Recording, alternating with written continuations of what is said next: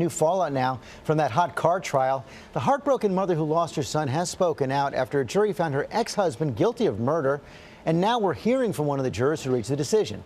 ABC's Steve Osunsami brings us a story from Atlanta. Good morning, Steve. Good morning to you, George. Prosecutors in this case are debating whether they'll ask this judge to throw the book at Justin Ross Harris to give him the maximum sentence. We're also hearing from his ex-wife, who says that families judging hers should look in the mirror. As Justin Ross Harris waits for sentencing on December 5th, where he could be locked up for life, the woman who stood by his side and has always maintained his innocence is going off on the guilty verdict. Cooper was the sweetest little boy. Leanna Taylor is taking her anger to Facebook.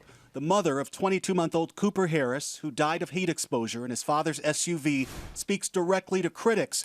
So now you may be saying justice has been served. But guess what? You can convict every parent that this has ever happened to, and I can promise you two things. One, it will never bring our children back, and two, it will not prevent this from happening in the future. Taylor tried to convince jurors that she, too, believes that the boy's father forgot his son in the car on his way into work that day. He must have forgot.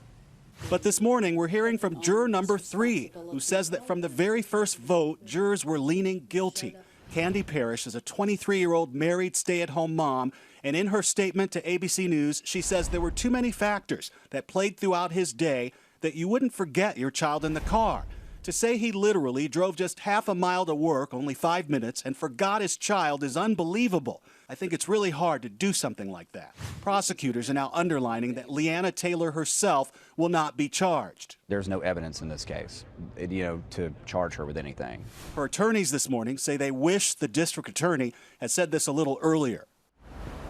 They also point out that she took a polygraph to prove her innocence, which they say she passed.